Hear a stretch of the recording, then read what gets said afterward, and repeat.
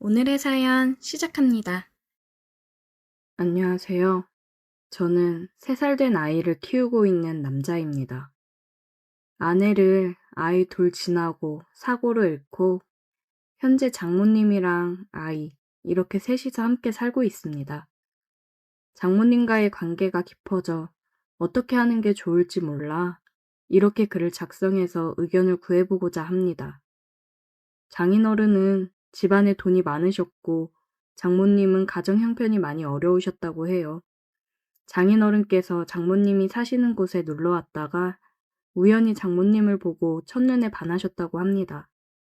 장모님은 나이 차이가 많이 나는 장인어른이 자꾸 만나자며 다가오자 강하게 거부 의사를 표현했지만 장인어른은 장모님 형편이 어려운 걸 알고 장모님 부모님을 찾아가 빚 해결해 줄 테니 따님을 달라고 얘기를 해서 장인어른과 장모님이 결혼을 하게 되었다고 하더라고요.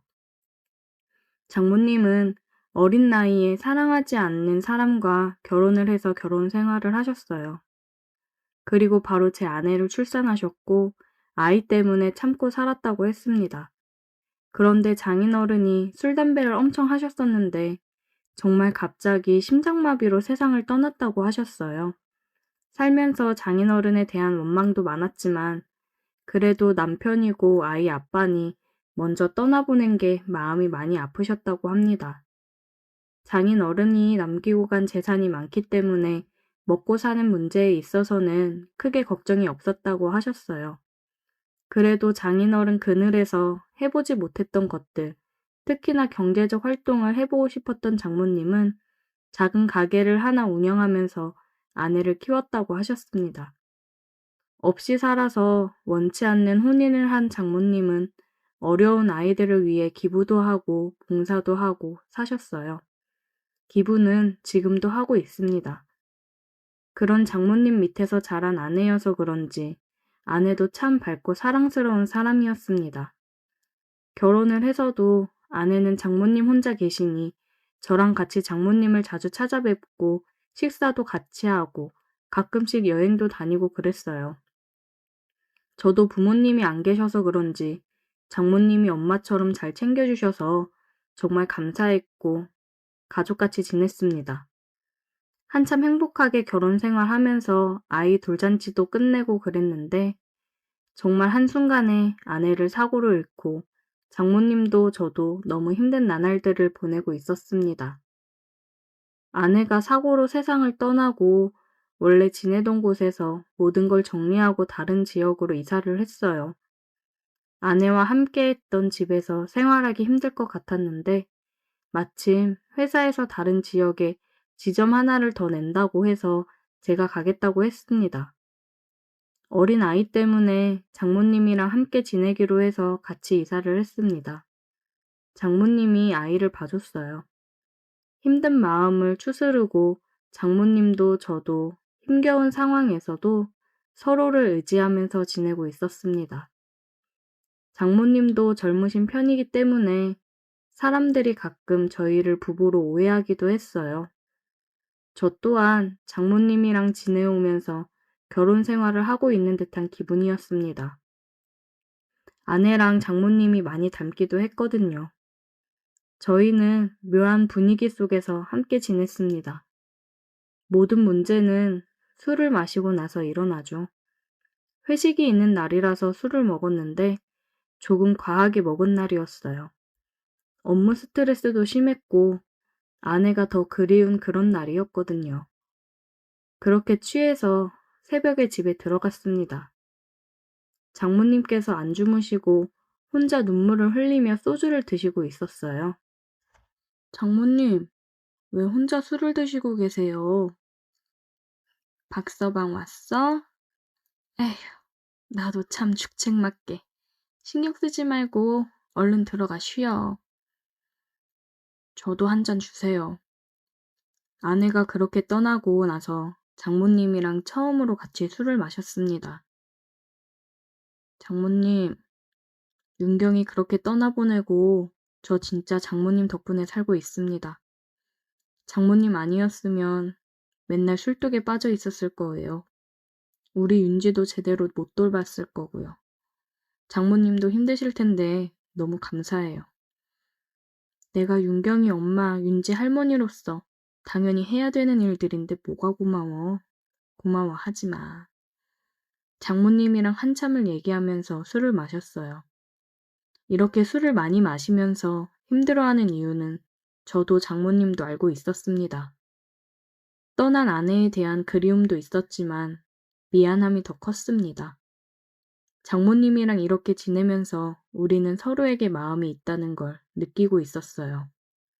저는 장모님을 여자로, 장모님은 저를 남자로 보고 있었습니다. 한 집에서 계속 같이 지내고 아이도 있고 결혼한 부부처럼 생활을 하고 있는데 그리고 젊고 아내 닮은 장모님이니 제 마음이 마음대로 되지 않더군요. 애써 서로 부정하고 외면하고 있었지만 사람 마음이라는 게 어디 마음대로 되던가요? 서로에 대한 마음이 점점 더 커져가니 힘들 수밖에요. 장모님, 저 더 이상 제 마음을 숨길 수가 없어요. 윤경이한테 너무 미안하고 이러면 안 되는 거 알지만 장모님을 향한 제 마음을 더 이상 멈추기 힘들어요. 박서방, 장모님도 저 사랑하시잖아요. 우리가 윤지랑 이렇게 행복하게 사는 게 윤경이도 바라는 거 아닐까요? 저는 얘기를 하면서 눈물을 흘렸습니다.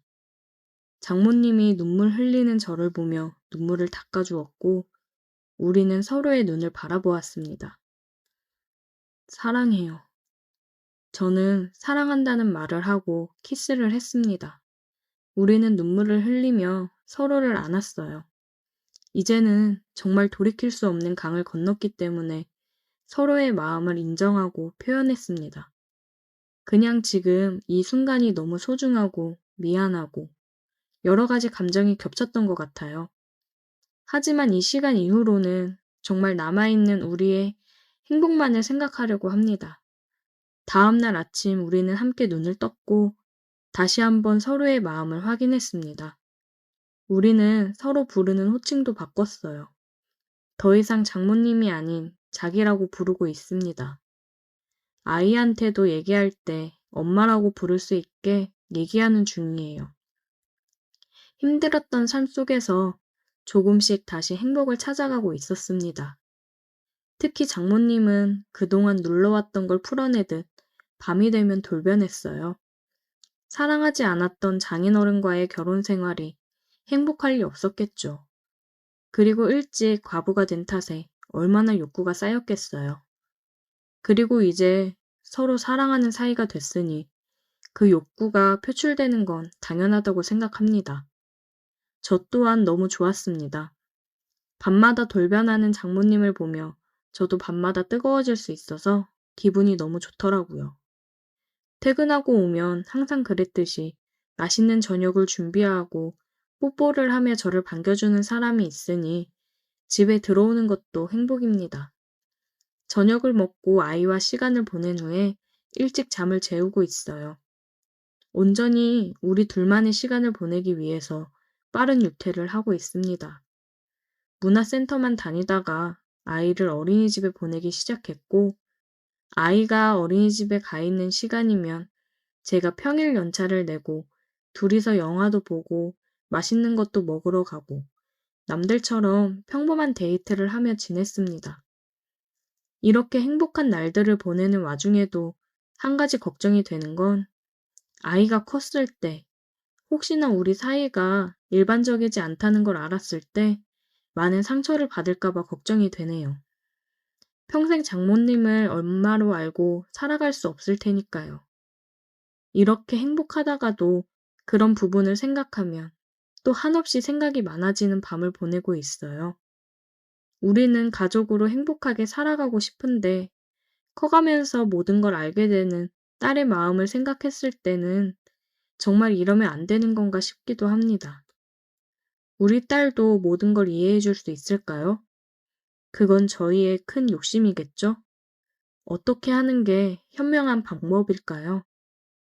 오늘의 사연 여기까지입니다. 오늘도 들어주셔서 감사해요. 구독, 좋아요, 알림 설정 부탁드려요. 좋아요와 구독, 알림 설정 부탁드려요. 오늘의 사연 지금 바로 시작해 볼게요. 안녕하세요. 30대 중반의 남자입니다. 지금의 아내와는 연애하던 시절 했던 동거와 결혼 생활까지 합해서 4년 정도 됐습니다. 어쩌다 보니 아직 아기는 없습니다. 책임져야 할 게 부족해서 다행인 걸까요? 요즘 저도 제가 무슨 생각을 하는지 알 수가 없습니다. 우연히 동네 편의점에서 맥주 몇 캔 사러 갔다가 동창 친구놈을 만났습니다. 썩 친한 편은 아니어서 졸업 후에는 죽었는지 살았는지도 모르고 연락조차 안 하던 친구인데 알고 봤더니 이 친구도 결혼을 해서 같은 아파트 맞은편 동에 살고 있더라고요. 요즘 집값도 말이 아니지만 제가 신혼집을 구할 때도 집값 때문에 아주 난리도 아니었습니다. 그러다 보니 서울에서 조금 떨어진 신도시에 신혼집을 구하게 되었는데 그러면서 서울에 자리 잡은 친구들과는 자연스럽게 만나는 일이 뜸해져 버렸습니다. 술 마시는 걸 좋아하는데 친구들도 가정이 생기고 집도 멀어지고 하니 서로 피곤해서 어느 순간부터는 가끔씩이라도 만나는 자리가 사라지게 되었지요. 그런 저에게 이 친구와의 재회는 언제고 술 한잔 마시고 싶을 때 만날 수 있는 소중한 만남이 되었습니다. 퇴근 후에 편의점 앞에서 맥주 한 캔 마시면서 그간 어떻게 지냈는지 안부를 묻고 있었는데 귀가가 늦어지자 친구놈 와이프가 걱정이 됐는지 편의점까지 마중을 나오더라고요. 저랑 있는 걸 몰랐는지 집에서 입는 수수한 차림과 화장을 안 한 모습이 부끄러웠는지 저 먼발치서 친구놈을 불러서 데려갔습니다. 그 와중에도 허리를 숙여 인사를 하는 모습이 예의는 있어 보이는 사람이라는 느낌이 들었습니다. 먼발치서 보았을 뿐인데도 친구의 아내의 모습은 강렬했습니다. 나란히 섰을 때 친구와 키도 비슷해 보였고 대충 차려입은 모습도 몸매가 좋다 보니 옷이 살아 보였습니다. 마치 모델 같은 모습이었습니다. 위에 걸친 외투 아래로 보이는 펑퍼짐한 하체가 걸을 때마다 좌우로 실룩이는 뒷모습이 사라질 때까지 친구 부부를 바라보고 있었습니다.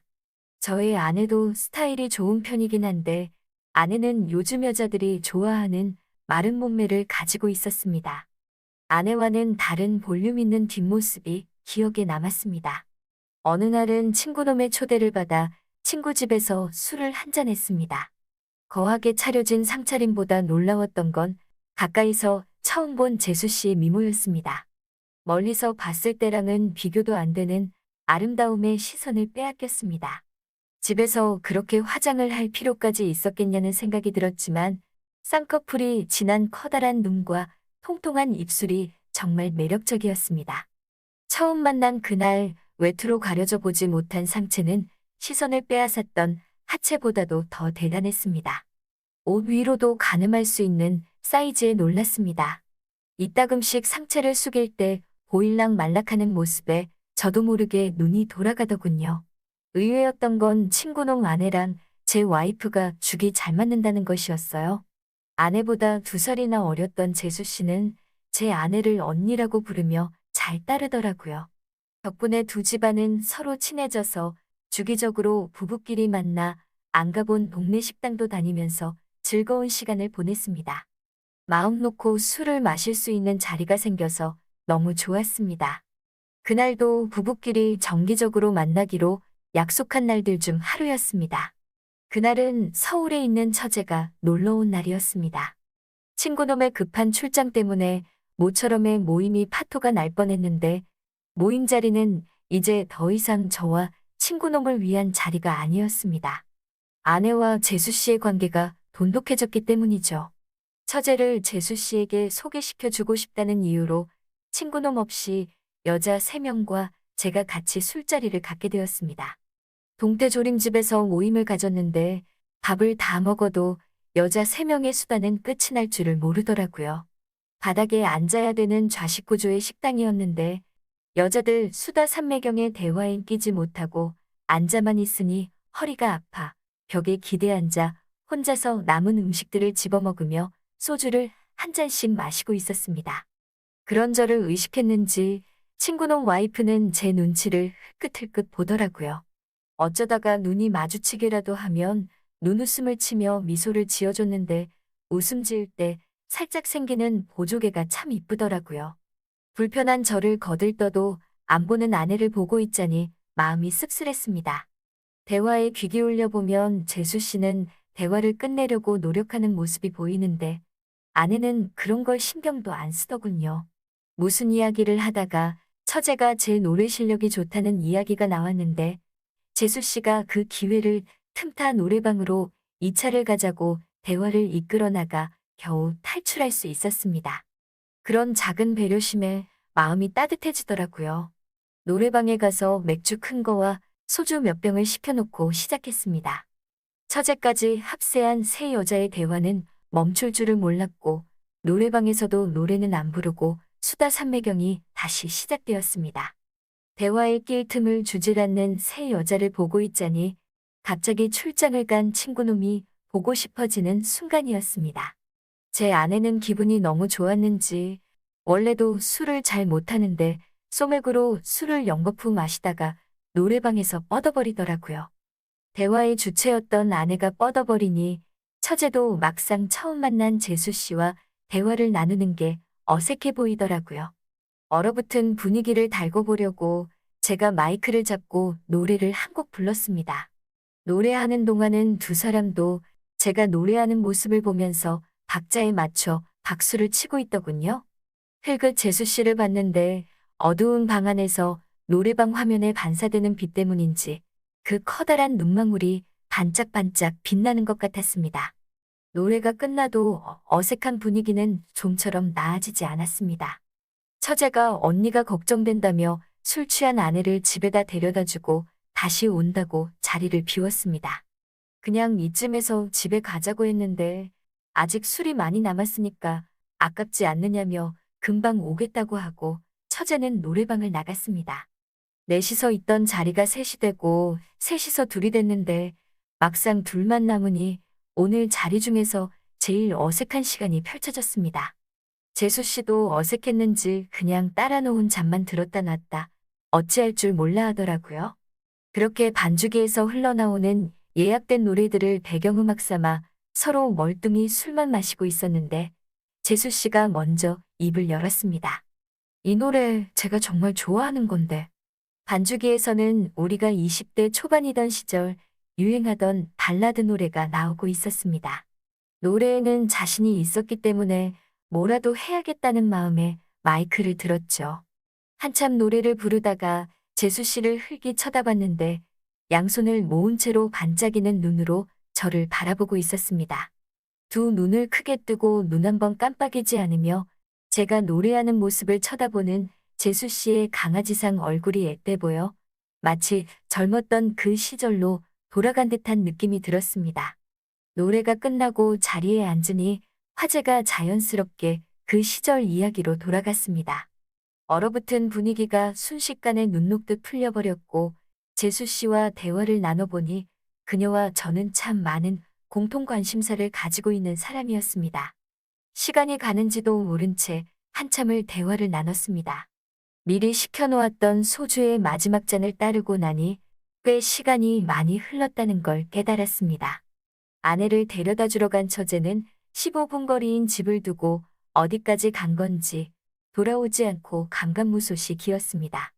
걱정이 돼서 후다닥 짐을 챙겨 이만 가보자고 일어나는데 재수 씨가 갑자기 저를 뒤에서 끌어안았습니다.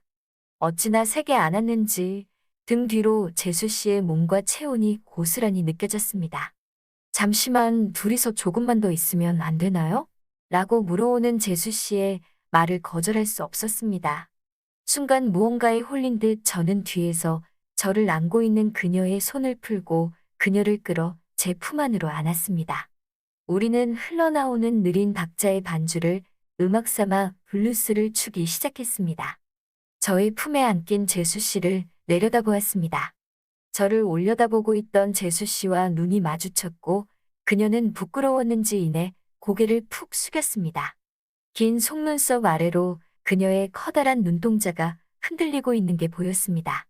아름다운 그 모습에 그녀의 허리를 감싸고 있던 제 팔을 제 몸쪽으로 더 세게 당겼습니다. 너무 세게 안았는지 그녀의 입술 사이로 나지막히 작은 탄성이 흘러나왔습니다. 재수 씨는 저를 다시 올려다보고 있었습니다. 반짝이는 그녀의 눈동자 안으로 제 모습이 비쳐 보였습니다. 파르르 떨리고 있는 재수 씨의 어깨를 밀어내고 곧바로 재수 씨의 입술에 제 입술을 맞추었습니다. 그 어느 때와도 비교가 되지 않는 전에 없던 황홀한 기운이 제 몸을 감쌌습니다. 반주기의 노래소리가 더 이상 들려오지 않게 돼서야 멈출 수 있었습니다. 정적과 함께 우리는 제정신을 차린 듯 껴안고 있던 서로에게서 떨어져 아무 말도 하지 못했습니다. 노래방에서 나와 집으로 돌아가는 길, 재수 씨와 저는 서로 아무 대화 없이 나란히 서서 걷기만 했습니다. 걷는 도중에 서로의 손등이 스쳤는데 제가 용기를 내서 재수 씨의 손을 꼭 잡았습니다. 아파트 입구까지 들어오는 동안 그 손을 놓지 않았습니다. 집까지 바래다 준다는 저희 말을 거절하더니 오히려 제가 무사히 들어가는 모습을 보고 싶다는 그녀의 말에 엘리베이터에 몸을 실었습니다. 집까지 올라가는 엘리베이터 안에서 우리는 입을 맞추며 서로의 마음을 다시 한번 확인했습니다. 비밀번호를 누르고 현관문을 여니 처제가 취한 아내를 방까지 미처 옮기지 못했는지 현관문 앞에 둘이서 나란히 바닥에 뻗어 있더라고요. 저와 재수 씨의 부축을 받아 두 사람을 방으로 옮기고 잠시 쉬고 간다며 우리는 소파에 앉았습니다. 서로 아무 말도 하고 있지 않았지만 우리 둘의 눈은 서로가 무엇을 원하는지 알고 있었습니다.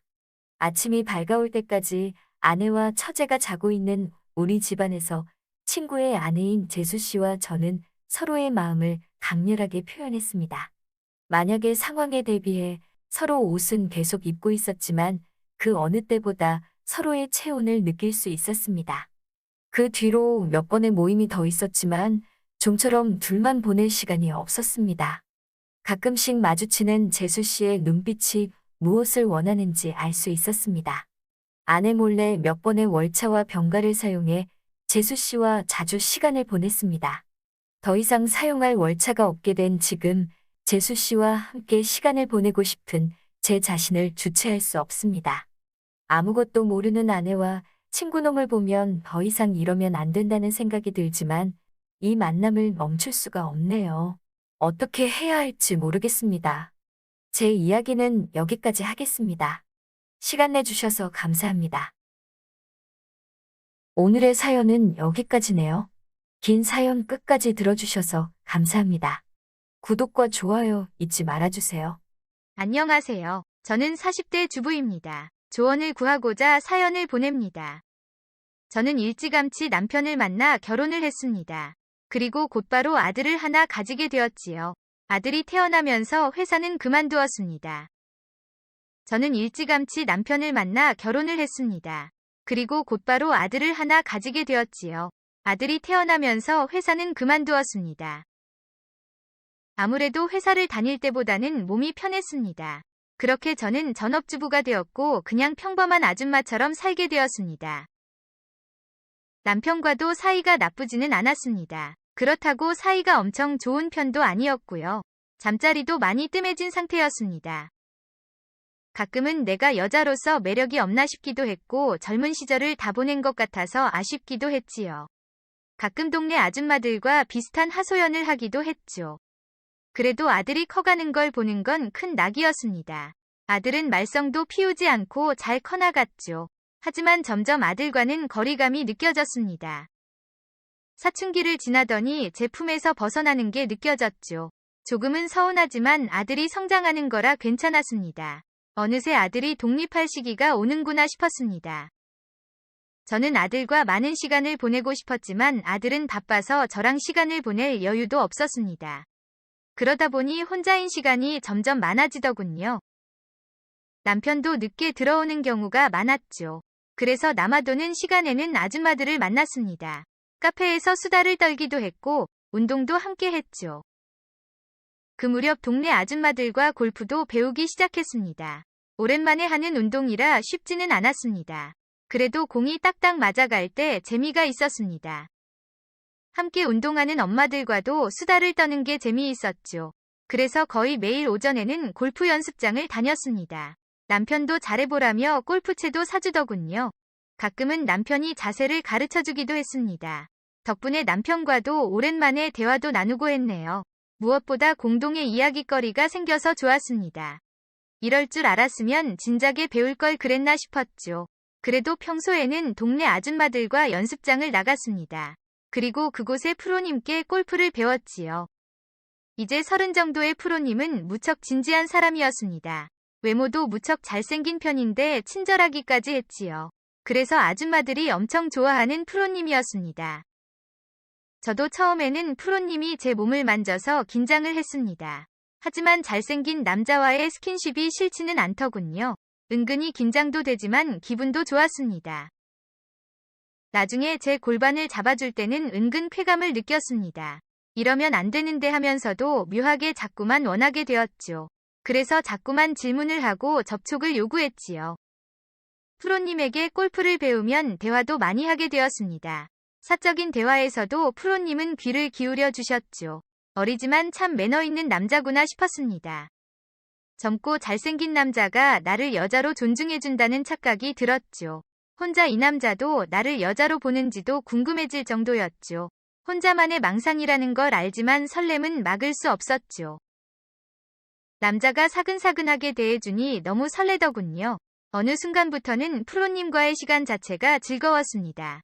그래서 비싼 수강료를 내고 수업을 계속 들었습니다. 그때는 제가 바람을 피운다는 생각도 없었습니다. 그저 오랜만에 저도 여자로 대우받는 느낌이 좋았을 뿐입니다. 그렇게 조금씩 프로님과의 시간을 즐기고 있었죠. 그러던 중 프로님이 제게 머리 올려야 할 것 같다고 했습니다. 필드를 처음 경험한다는 의미였죠. 하지만 그 말에 본래 뜻이 자꾸 떠오르더군요. 옛날 기생이 처음 남자를 맞이한다는 뜻으로 알고 있었죠. 마치 제가 첫 남자를 맞이하는 기생이 된 것 같았죠. 그렇게 저는 프로님을 통해 필드로 나가게 되었습니다. 첫 번째 필드 경험은 실수의 연속이었습니다. 하지만 프로님이 옆에서 계속 도와주었지요. 덕분에 성적은 엉망이지만 나름 즐거운 시간이었습니다. 그리고 그날 함께 간 일행들과 저녁 식사를 했습니다. 그 과정에서 술도 함께 마시게 되었죠. 오래 걸어서 그런지 금방 몸이 피곤해지더군요. 다들 대리기사를 불러서 집으로 돌아들 갔습니다. 그런데 저는 프로님의 차로 이동하기로 했었습니다. 그래서 우리 둘만 남으니 묘한 기분이 들더군요. 자꾸만 머리를 올린다는 이야기가 떠올랐죠. 마치 첫 경험을 하는 여자아이가 된 기분이었죠. 그리고 프로님께 잠깐만 놀다가 가자고 했습니다. 뭘 해야 한다는 생각은 없었습니다. 그냥 이렇게 여자로서 사랑받는 기분을 즐기고 싶었죠. 그리고 프로님도 잠깐만 쉬었다가 가자고 하더군요. 그게 무슨 의미인지 모르지는 않았습니다. 하지만 왠지 거절을 하고 싶지가 않더군요. 그래서 저도 모르게 고개를 끄덕였습니다. 프로님은 그대로 차를 운전을 하더군요. 그리고 골프장에서 멀지 않은 곳으로 이동을 했습니다. 골프장 인근 외딴 곳에도 커다란 모텔이 있더군요. 모텔이 보이자 저는 살짝 긴장이 되었습니다. 여기서 멈추지 못하면 끝까지 갈 것을 알았죠. 하지만 그때 프로님을 말리지를 못했습니다. 이미 술기운도 살짝 올랐고 분위기에 취한 상태였죠. 프로님은 아주 부드럽게 저를 대해주셔서 좋았습니다.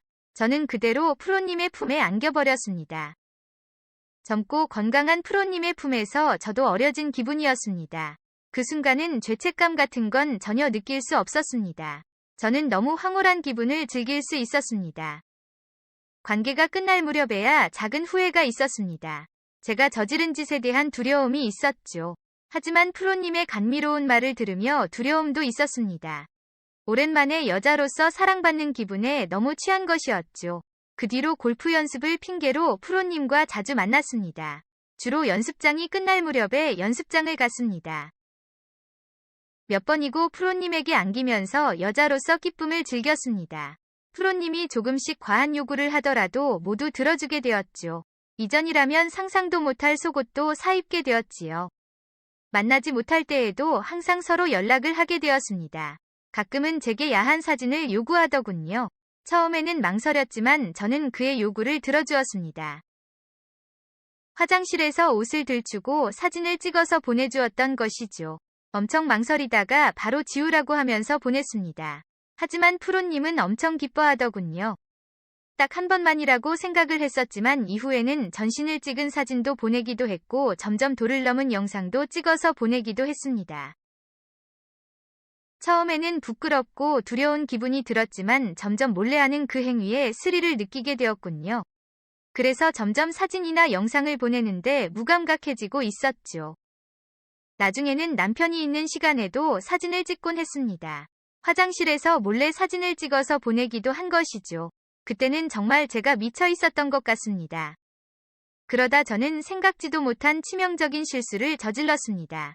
주말 저녁에 남편과 아들은 각자의 시간을 보냈죠. 남편은 TV 앞에 있었고 아들은 자기 방으로 들어간 상태였죠. 그때 프로님에게 연락이 왔습니다. 프로님은 이번에도 은큼한 사진을 요구했습니다. 눈치를 보니 아무도 제게는 관심을 두지 않았죠. 그래서 주방에서 눈치를 보며 사진을 찍었습니다. 그런데 프로님은 그 사진으로 부족하다고 하더군요. 이번에는 화장실로 가서 좀 더 과감한 사진을 찍었습니다. 프로님이 아닌 누군가에게 보이기 민망한 그런 사진이었죠. 몇 장을 찍어서 그 중에서 그나마 괜찮은 사진을 골랐습니다. 그런데 그때 남편이 저를 찾는 소리가 들렸습니다.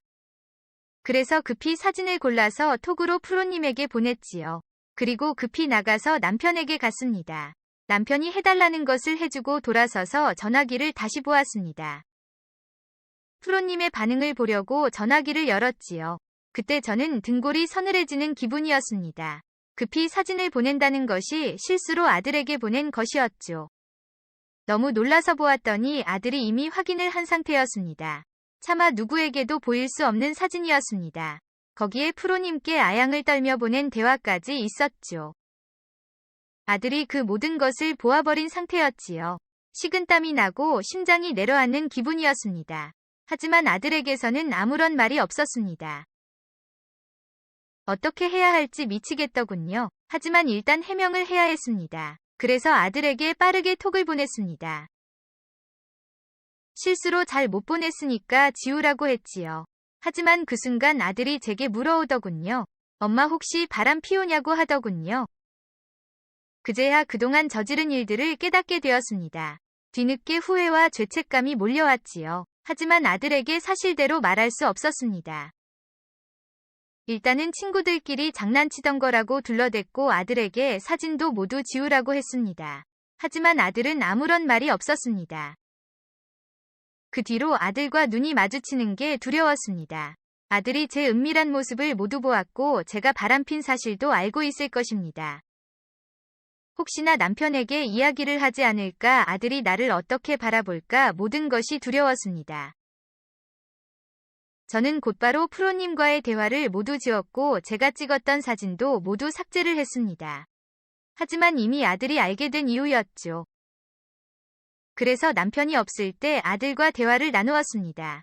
아들은 더러운 사진은 지웠다고는 하더군요. 하지만 제게 엄청 화를 내더군요. 대체 어떤 친구기에 그런 사진을 보내냐고 했죠. 제 변명이 말도 안 된다는 것은 아들이 모를 리 없었죠. 저는 아무런 말도 할 수 없었습니다. 저는 아들에게 눈물을 흘리며 사과를 했고 다시는 그런 일이 없도록 하겠다고 말을 했습니다. 아들은 제게 집요하게 누구인지 물어보더군요. 그때는 아들이지만 너무 무서웠습니다. 그 뒤로 아들은 원망 어린 눈으로 쳐다봅니다. 그리고 종종 제 전화기를 아들이 확인을 하고 있지요. 하지만 저는 그런 아들의 요구를 거절하지 못합니다. 혹시나 남편도 알게 될까봐 두려웠지요. 착하기만 했던 아들이 이제는 너무 무섭습니다. 집에서도 매번 신경질적으로 저를 대합니다. 상황을 모르는 남편은 그런 아들을 혼내기도 했지요. 덕분에 아들과 남편의 사이도 좋지 않아졌습니다. 제 잘못으로 인해 가족이 엉망이 되어버렸습니다. 뒤늦은 후회와 죄책감에 하루하루가 힘이 드네요. 할 수 있다면 시간을 되돌리고 싶습니다. 지금은 골프도 끊었고 아줌마들과도 잘 만나지 않고 있습니다. 하지만 아들은 항상 의심 어린 눈으로 저를 봅니다. 이대로 우리 가정이 박살날까 두렵습니다. 저는 이제 어떻게 살아야 할까요? 영상 시청 감사합니다.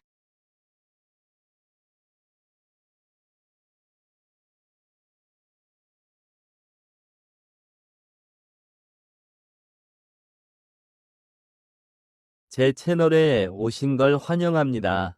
흥미로운 이야기들을 놓치지 않으려면 좋아요와 구독을 눌러주세요. 안녕하세요. 저는 이제 막 사회생활을 시작한 20대 후반 남성입니다. 기대에 가득 찼던 사회생활이 걱정으로 바뀌어 지금 제가 잘하고 있는지 어떻게 해야 할지 모르겠습니다. 저는 대학 졸업 후 1년 정도 취업 준비를 하고 결국 취업에 성공했습니다. 나름 좋은 기업에 들어가서 주변에서도 취업 잘했다는 이야기를 많이 들었어요. 그래서 여기서 정말 열심히 해서 빨리 성장해야겠다고 생각하며 회사 생활을 시작했습니다. 저희 부서 팀원은 총 6명인데 저와 결혼하신 대리님만 남자고 나머지는 다 여자 직원이었습니다. 그중 다들 미혼이고 저희 팀 과장님만 결혼하셔서 아이가 1명 있는 유부녀입니다. 사회생활을 먼저 시작한 친구들 말로는 일을 잘하는 것보다 상사에게 잘 보여야 승진 기회가 빠르게 오고 회사 생활도 편하다고 하더라고요. 그래서 저는 입사 첫날부터 선배들에게 비위를 맞추며 아부를 떨기 시작했습니다. 제가 입사하고 일주일 정도 뒤에 입사 기념 첫 회식을 했습니다. 과장님께서 쏘시는 거라 많이 먹으라고 하셨습니다. 저는 열심히 선배들에게 술을 따라주고 함께 마시느라 바빴어요. 고기도 타지 않게 떨어지지 않게 잘 구웠습니다. 제대로 된 신입사원이 들어오니 이렇게 팀 분위기가 바뀌고 좋아지네. 요즘 우리 너무 일에 치여서 분위기가 완전 다운이었는데 신입이 생기니 잘생기고 싹싹해서 너무 좋다. 과장님과 선배들이 제 칭찬을 했어요. 역시 사람은 아부를 잘해야 되는구나 싶었습니다. 과장님이 제게 어깨를 두드리며 한 잔 받으라고 술을 따라주셨습니다. 막내도 한 잔 받아. 앞으로도 지금처럼만 이렇게 잘해. 알겠습니다. 앞으로도 열심히 하겠습니다. 과장님은 제 어깨를 두드리며 은근한 터치도 하면서 술을 계속 따라주셨습니다. 그래도 첫 회식은 분위기 좋게 끝났습니다. 다음 날 저는 숙취 해소제를 팀원 수대로 사서 각 자리에 하나씩 놔두었습니다. 이야, 이거 막내가 사온 거야? 센스 최고인데? 어제 다들 많이 과음하신 것 같아서 사왔습니다. 자식, 사회생활할 줄 아네. 잘 마실게. 선배들에게 기분 좋은 소리를 들으니 저도 기분이 좋아졌습니다. 마지막으로 과장님이 출근하셨습니다. 과장님, 우리 신입이 숙취 해소제 사왔어요.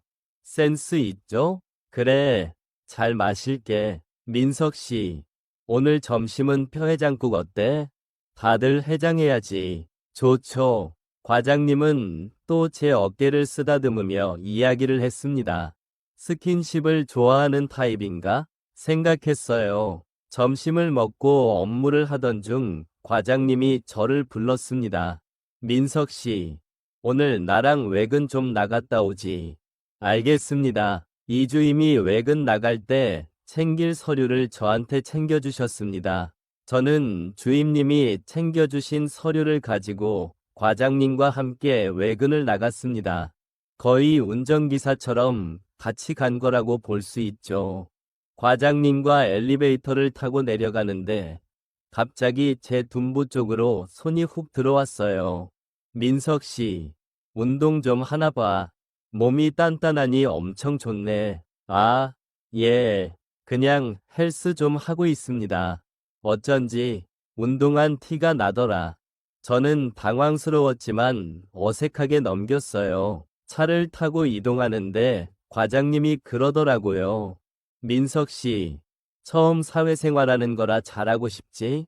네, 아무래도 그렇죠. 사회생활하면서 가장 중요한 게 뭔지 알아?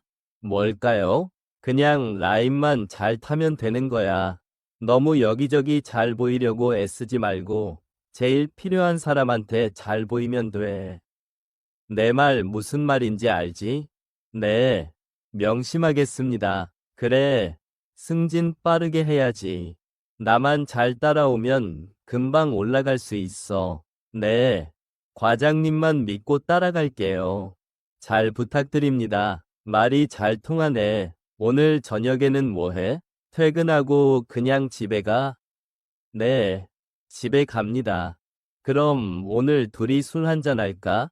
네, 알겠습니다. 과장님이 계속 저를 쳐다보는 눈빛과 은근하게 터치를 하는 게 예사롭지 않다고 생각은 했지만 이렇게 대놓고 얘기할 줄은 몰랐습니다. 외근 후 돌아와서 마무리하고 퇴근을 했고 저는 과장님 차를 얻어 타고 술을 마시러 갔습니다. 룸으로 된 참치집으로 갔어요. 회사 생활은 어때? 너무 좋습니다. 선배님들이 워낙 잘 챙겨주셔서 편하게 하고 있어요. 우리 팀 애들이 다 일도 잘하고 착하긴 하지. 과장님이랑 얘기를 하면서 열심히 술을 마셨어요. 남편이랑은 남편 일 때문에 지방에 가 있어서 친정에서 아이랑 같이 지내고 있다 하더라고요. 주말 부부라 외롭다는 뉘앙스를 계속 풍겼습니다. 과장님이 정말 원하는 게 뭔지 딱 알겠더라고요. 민석 씨, 빠르게 올라가야지. 아까도 말했지만 나만 잘 따라오면 금방 올라갈 수 있어. 알지?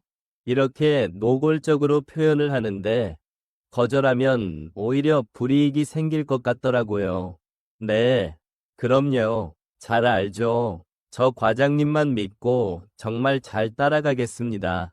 역시 센스도 넘치고 눈치도 빨라서 좋다니까. 저는 열심히 술을 따라주고 함께 마셨습니다. 아, 너무 마셨나? 우리 좀 쉬었다 갈까? 너무 많이 마셔서 술을 좀 깨고 가야겠다며 쉬었다 가자고 하더라고요. 전 과장님이 이끄는 대로 따라갔습니다. 룸으로 들어가자마자 뭐가 그리 급한지 입을 맞춰오더라고요. 과장님이 리드하는 대로 따라갔습니다. 여자친구가 없는 지 2년 정도가 되었는데 오랜만에 느껴보는 감촉에 너무 황홀했고 그렇게 과장님과 뜨거운 시간을 함께 보냈습니다. 과장님과 저의 비밀스러운 관계는 계속되고 있습니다. 과장님은 회사에서도 사람들 눈을 피해가며 저에게 접촉하고 가끔씩 외근을 핑계로 저를 데리고 나가 자신의 욕구를 채우기에 바빴어요. 그리고 팀원들과 회식을 하는 자리에서도 팀원들 눈을 피해 손길을 뻗기 바쁘더라고요. 이러다 팀원들에게 들키는 건 아닐까 슬슬 걱정이 됐습니다. 퇴근할 때는 외근 가서 먼저 퇴근한다고 하고 먼저 가서 룸을 잡아놓고 저를 기다리고는 했어요. 저를 기다리는 과장님의 표정을 보고 있으면 제게 너무 빠져 있는 거 아닌가 싶었습니다. 그냥 어느 정도 맞춰가며 지내는 건 괜찮은데 이 감정이 진심으로 변하면 괜히 골치 아파지지 않을까 생각이 들더라고요. 시간이 지날수록 제가 잘못된 길로 가고 있는 건 아닌가 걱정되고 고민이 많아졌습니다. 빠른 승진 하나만을 바라보고 이 관계를 유지하는 게 맞는 걸까요? 아니면 제가 미래를 생각하지 않고 너무 앞만 보고 잘못된 선택을 한 걸까요? 이런 관계가 제게 독이 될지, 득이 될지 모르겠어서 두렵긴 하네요. 제가 어떤 결정을 하는 게 최선의 선택인 걸까요? 제 이야기를 들어주셔서 감사합니다. 좋아요와 구독을 눌러서 저를 응원해주세요. 응원해주세요. 오늘의 사연 시작합니다. 안녕하세요. 저는 고등학생 아들 하나 키우고 있는 아줌마입니다. 일찍 결혼을 해서 나름 젊은 애엄마예요. 최근 아들 과외 선생 때문에 좋았던 날들을 보낸 이야기를 해보려고 합니다. 남편은 매일 밖으로 나돌고 집에 와서도 거의 대화 없이 지내고 있어요. 그냥 부부라기보다는 같이 사는 동거인이라고 생각하면 될 것 같네요. 매번 술과 여자 문제로 힘들게 해서 이제는 포기했습니다. 그러니 아주 신나서 밖으로 나돌더라고요. 그러다 보니 부부관계도 안 한 지 1년이 넘었습니다. 저는 파트타임으로 하루 3시간 정도 알바를 하고 집에 와서 살림을 해요. 남편한테 생활비는 넉넉히 받기는 하지만 저도 밖에 나가서 사람들도 만나고 수다도 떨고 하려고 파트타임으로 알바를 하고 있어요. 알바비로 아이 주말 과외를 하나 늘리자 싶어서 영어 과외 선생님을 알아보고 있었어요. 과외 중개 사이트를 보고 선생님을 알아보았고 연락을 드려 전화로 기본적인 상담을 하고 과외를 시작하기로 했습니다. 주말에 선생님이 오셨는데 아주 훤칠한 선생님이 오셨더라고요. 눈이 즐거웠습니다. 아이가 주말에 도서관을 가는데 도서관에서 오기 전에 선생님이 미리 오셨어요. 수업 본격적으로 시작하기 전에 어떻게 진행할지 간단하게 이야기를 나눴고 아이가 오고 방으로 들어가 수업을 시작했습니다. 과일이랑 음료를 준비해서 방에 가져다 줬어요. 잠깐 상담하느라 대화를 나눴지만 참 다정하고 싹싹하다고 생각이 들었습니다. 요즘 남자랑 대화한 지가 언제인지 가물가물해서 그런지 그냥 젊은 청년을 보고 대화를 나눈다는 것 자체가 설레더라고요. 남편 놈은 주말에도 나가서 뭘 하고 돌아다니는지 얼굴 마주보고 대화한 지도 오래입니다. 수업이 끝나고 어머니, 민수가 수업을 아주 잘 따라와서 금방 좋아질 것 같아요. 앞으로도 민수랑 기분 좋게 잘 수업 진행하겠습니다. 하면서 내일 오기로 하고 갔습니다. 민수야, 오늘 과외해보니까 어땠어? 괜찮았어? 선생님이 재미있게 수업하고 그냥 편한 형처럼 잘 대해주셔서 마음에 들어. 한 번에 이해하기 쉽게 알려주니까 도움 많이 될 것 같아. 아들 마음에도 쏙 드는 과외 선생님이었어요. 정말 잘 구했다 생각했습니다. 혼자 자취하면서 취업 준비를 하고 있는데 생활비를 벌어야 되니 과외를 하면서 생활비 충당을 하고 있다고 들었어요. 주위에 많이 소개 부탁한다고 싹싹하게 얘기하더라고요. 요즘 사람 같지 않게 넉살도 좋고 싹싹하니 마음이 갔습니다. 선생님한테 문자를 남겼습니다. 내일 과외 끝나고 혹시 다른 일정 없으시면 저녁 시간인데 식사 같이 하고 가세요. 아, 감사합니다, 어머님. 안 그래도 저녁 먹고 다음 과외 하러 넘어가려고 했거든요. 신경 써주셔서 감사해요. 저는 기분 좋게 내일 저녁은 뭘 할지 생각하며 들떠 있었습니다. 다음 날 또 과외를 하고 끝나고 저녁을 먹었어요. 뭘 좋아하는지 몰라서 그냥 평소 먹던 대로 준비했는데 많이 먹어요. 와, 완전 진수성찬인데요? 감사히 잘 먹겠습니다. 밥도 얼마나 복스럽게 먹던지 음식한 보람이 느껴지더라고요. 우리 민수가 선생님 너무 좋다고 첫날부터 칭찬을 엄청 하더라고요. 선생님 덕에 이번 성적 오르면 뭐 사달라고 할지 벌써 그것만 생각하고 있어요. 민수가 이해력이 좋아서 잘 따라오더라고요. 앞으로 더 잘할 거예요, 민수.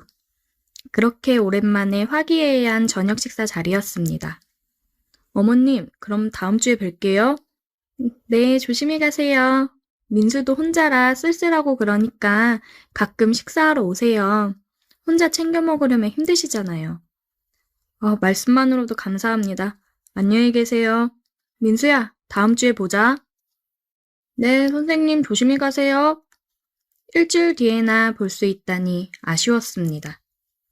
아들은 선생님이랑 약속을 했다고 하더라고요.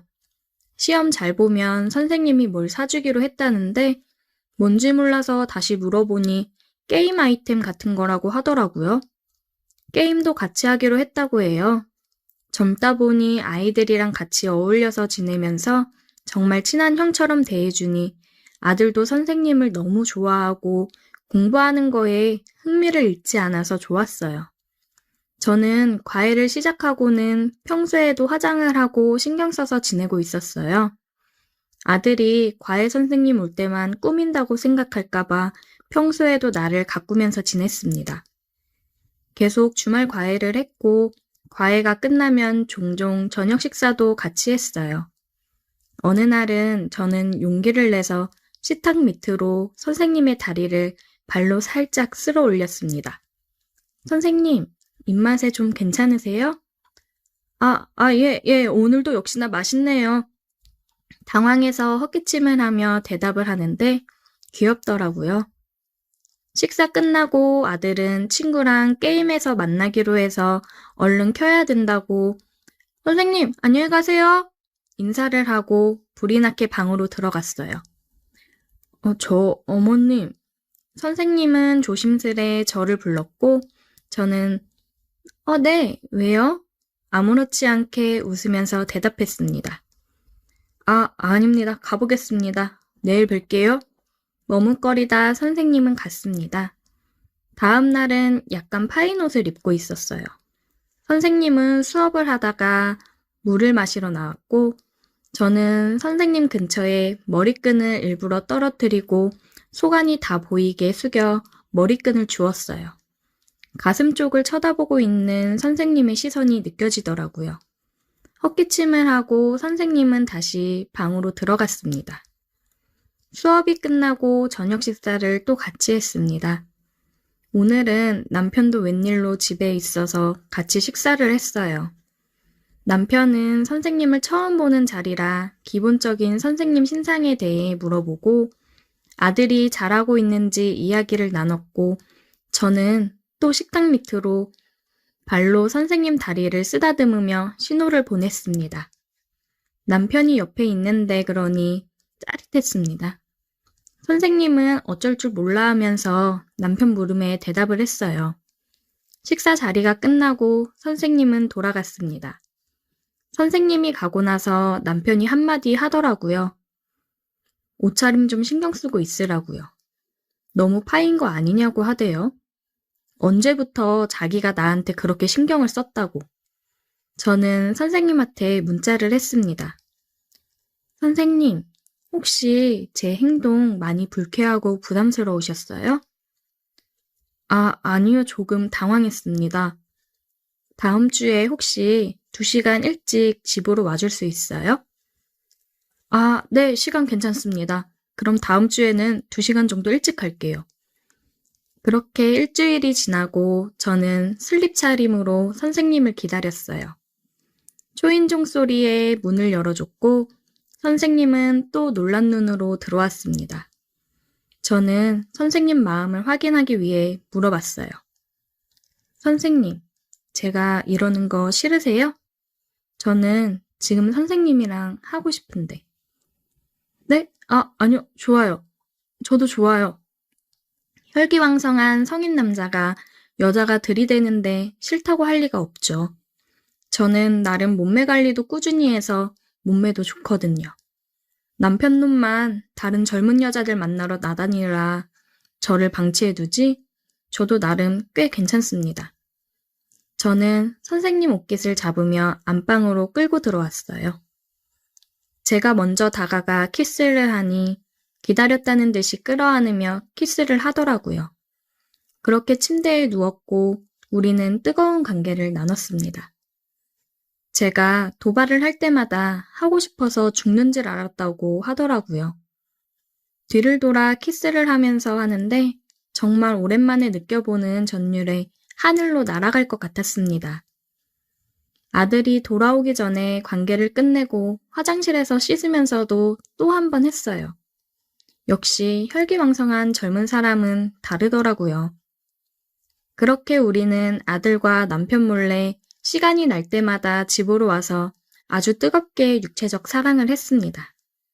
다른 장소도 아니고 집에서 아무도 몰래 관계를 가지니 흥분되면서도 남편한테 괜히 통쾌한 마음이 들더라고요. 가끔씩 과외비도 조금 더 넉넉하게 주고 그랬어요. 평일에도 시간이 나면 집으로 와서 안방이며 부엌이며 아들방을 제외하고 여러 곳에서 육체적 사랑을 나눴습니다. 젊은 사람이라 그런지 아주 다양하게 즐기더라고요. 한참은 선생님과 관계를 지속했고 좋은 곳에 취업을 하면서 저희는 뜸해졌습니다. 비록 엄청 사랑하는 사이는 아니었지만 남편에게 외면받고 있는 저를 안아주는 남자가 있어서 굉장히 행복했어요. 앞으로도 좋은 곳에서 선생님이 잘 되기를 응원하려 합니다. 오늘의 사연 여기까지입니다. 오늘도 들어주셔서 감사해요. 구독, 좋아요, 알림 설정 부탁드려요. 오늘의 사연 시작합니다. 안녕하세요. 저는 30살 먹은 젊은 청년입니다. 몇 년 전 대학을 졸업하고 취업을 했다가 회사가 어려워져서 부득이하게 퇴사를 하게 되어 백수로 살고 있었는데 그런 저에게 행운이 따라올 줄은 몰랐습니다. 회사를 다닐 때는 여러 모임에 많이 참석을 했는데 이제 백수가 되다 보니 회비를 내는 것도 늘 부담이고 해서 모임이 있어도 참석하지는 못했습니다. 근데 제가 유일하게 빠지지 않고 참석하는 모임이 있어요. 고등학교 동기들 모임인데요. 제가 빠지지 않고 참석을 하는 이유는 2만 원만 내면 고기도 많이 먹고 술도 코가 삐뚤어지게 마실 수 있었거든요. 지난달에 모임에 가니 모임 회장이 다음 달에는 원래회를 안 하고 총 동창회로 대신한다고 하더라고요. 장소는 특급 호텔 대연회장에서 한다고 하길래 그러면 괜히 회비가 올라가는 게 아닌가 걱정을 했습니다. 그런데 친구놈이 그러더라고요. 회비 따로 올려 안 받으니까 나오라고요. 잘 나가는 선배들도 많아서 눈도장 찍어 놓으면 나쁠 거 없다면서 얘기를 하길래 참석해보자 싶었습니다. 그리고 호텔 맛있는 음식을 먹을 생각에 괜스레 들떠 있었습니다. 총 동창회 당일이 되었고 오랜만에 말끔히 손질한 양복을 차려입고 참석을 하였습니다. 1부에서는 전임 총동창회장의 퇴임사와 신임 회장의 취임사, 축사, 격려사 등 굉장히 지루하고 졸음이 쏟아지는 잘난 인간들의 지루한 연설과 차기 총선에 다시 출마하는 국회의원들 나리에 표 구걸하는 인사로 마감을 하고 나서야 마지막으로 장학금 전달식이 있었습니다. 모든 게 끝나고 드디어 뷔페를 먹을 수 있었습니다. 사회자가 사람들이 많으니 먼저 선배님들이 식사를 뜨러 가시고 후배들은 천천히 식사를 하라는 당부의 말이 있었지만 배가 고프고 뷔페에 눈이 돌아간 백수인 저는 그런 규칙은 아랑곳하지 않고 여러 접시에 음식을 미리 담아왔고 우리 테이블은 접시를 올려놓고 이야기꽃을 피우며 술을 마셨습니다. 사회자가 3부를 시작한다고 하고는 미리 신청한 동문들과 동문들의 아내들이 나와서 신나게 흔들고 노래 부르면 같은 기수의 사람들도 무대 위로 올라와 같이 춤을 추는 여흥이 거의 30분 이상 진행이 되었습니다. 노래가 끝이 나자 초대 가수들의 공연이 시작되었습니다.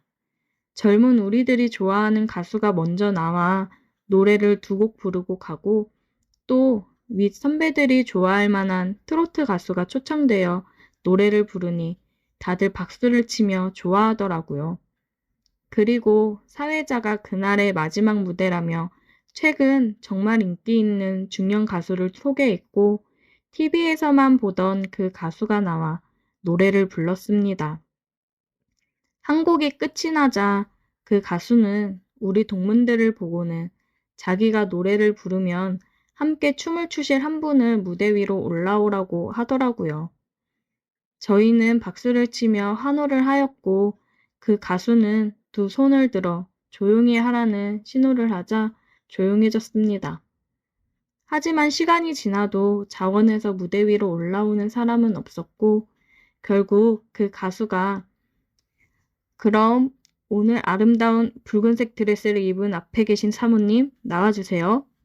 하고 말하자 앞에서 사회를 보던 선배가 달려가더니 한 여자분을 억지로 모시고는 무대 위로 올려보냈는데 그 여자분이 얼굴을 붉히고 서 있자 남자 파트너도 필요하다고 하면서 열심히 음식과 술을 먹고 있는 저를 보며 손짓했습니다. 자, 이렇게 뜨거운 열기 속에서도 묵묵히 아주 맛있게 식사하시는 분 같이 모셔보겠습니다. 친구 녀석은 저를 툭툭 치며 얼른 나가보라고 해서 어리둥절한 표정을 하고 나갔습니다. 저는 무대 위에서 춤도 처음이었고 저보다 나이가 많은 분과 춤을 춰본 적도 없었어요. 그러나 하는 수가 없었습니다.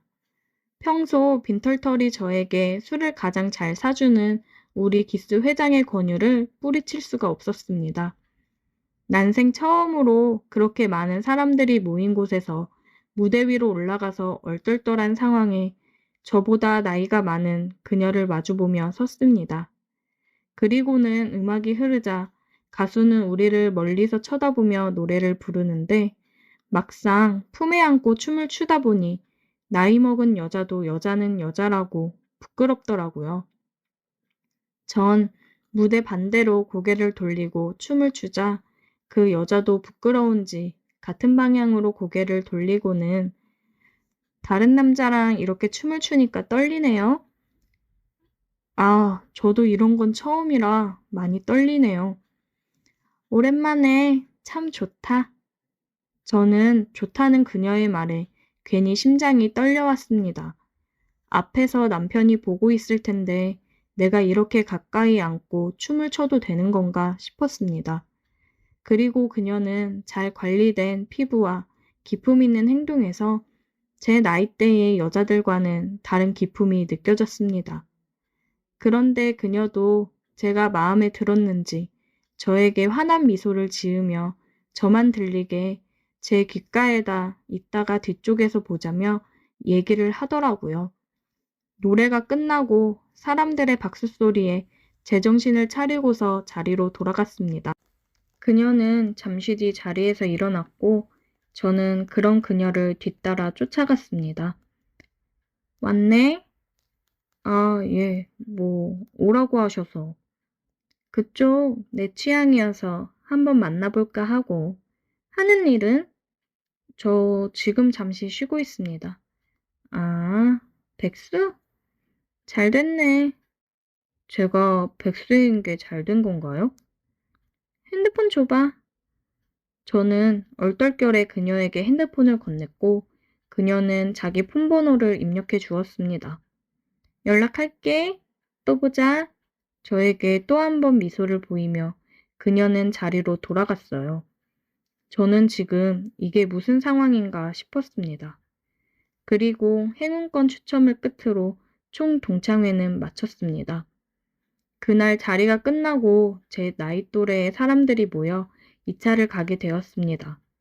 2차 자리에서 동창회 회장이 얘기를 하기를 그날 저와 춤을 춘 그분이 국내에서 손꼽히는 기업의 사모님이라고 하시더라고요. 이름만 들으면 다 알만한 회사였고 저는 전혀 그런 사실을 모르고 있어서 정말 깜짝 놀랐어요. 2차에서도 술을 열심히 먹고 놀다가 집으로 돌아갔습니다. 사람들을 만나서 노니까 기분 전환도 되고 너무 좋더라고요. 그리고 그 다음날 오후쯤 연락이 왔어요. 그 사모님이라는 여자였습니다. 그녀는 같이 저녁이나 먹자고 나오라고 했습니다. 저녁 번화가의 백화점 앞에서 보기로 하고 저는 그 당시에 제가 갖고 있던 가장 좋은 옷을 입고 그녀를 만나러 갈 준비를 했어요. 여자를 만나러 가는데 주머니에 한 푼도 없어서 엄마에게 애원을 하며 돈 몇 푼을 받아 주머니에 넣고 그곳으로 갔습니다. 하지만 약속 시간이 지났는데도 그 여자분의 차는 오지를 않았습니다. 한 20분쯤 기다렸을까요? 멀리서 흰색 벤츠가 제 앞에 와서 멈춰 섰습니다. 미안, 늦었지? 벤츠의 유리창이 열리며 그녀가 저를 보고 웃으며 말했습니다. 그전까진 기다림에 지쳐 짜증도 조금 났었지만 그녀가 타고 온 벤츠를 보자마자 그냥 감탄을 하느라 짜증이 났던 마음도 금세 잊어버렸습니다. 그녀는 예약한 식당이 있다며 식당으로 갔어요. 가는데 보니까 서울을 빠져나가서 경기도 외곽 쪽으로 드라이브하며 조금 떨어진 곳으로 가더라고요. 차 안에서도 그녀와 많은 대화를 나누었고 식당에 도착하니 직원분이 나와 차 문을 열어주며 룸으로 안내를 해줬습니다.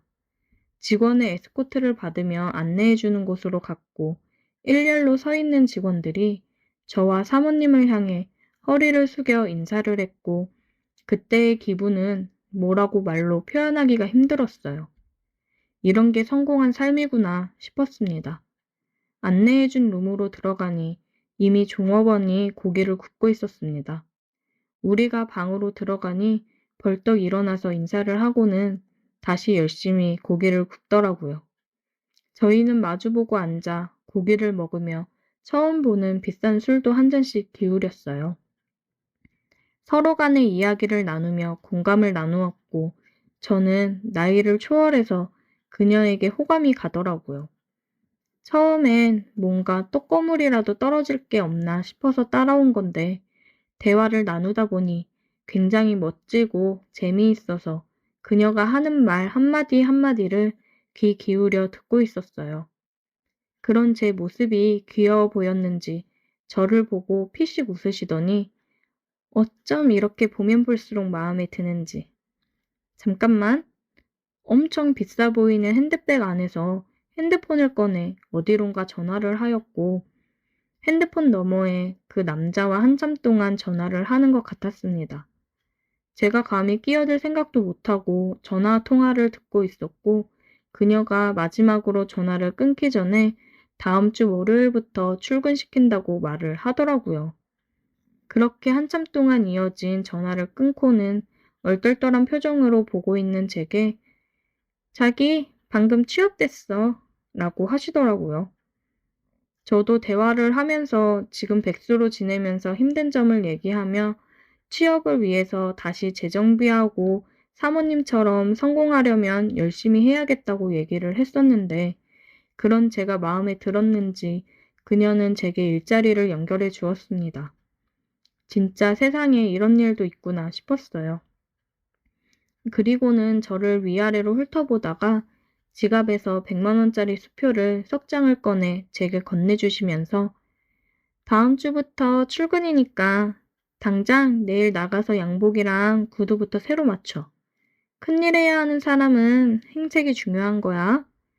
정말 세상에 이렇게 멋있는 사람이 있나 싶었습니다. 저희 둘은 밤이 늦도록 이야기를 나누고 서로의 감정을 확인했고 그날 밤 늦게 저희 집 앞까지 저를 데려다 주었습니다. 태어나서 이렇게 많은 선물을 받은 것은 처음이었고 어떻게 보답을 해야 할지 감이 오질 않았습니다. 너무나 감사드린다고 여러 번 말씀드렸더니 그녀는 저를 쳐다보며 그냥 다 필요 없고 자기가 부를 때는 시간과 장소를 따지지 말고 무조건 나오면 된다고 하더라고요. 같이 밥 먹자고 하면 밥 먹고 커피 마시자고 하면 커피 먹으면 그걸로 충분하다라고 말씀을 하시고 볼에 뽀뽀를 해주고 갔습니다. 뭔가 애완동물이 되면 이런 기분일까 싶었습니다. 그 뒤로 지금까지 그 만남은 계속 이어지고 있고 일주일에 두세 번은 만나고 있습니다. 만나서 고민도 들어주고 데이트도 하면서 항상 제게 과분할 정도로 큰 선물을 안겨주고 갑니다. 그럴 때면 저도 그런 선물에 보답을 하듯 그녀를 더 즐겁고 뜨겁게 해주고 있습니다. 정상적인 관계라고는 생각하지 않지만 서로가 서로에게 만족을 얻고 도움을 줄 수 있는 관계라면 저는 괜찮다고 생각해요.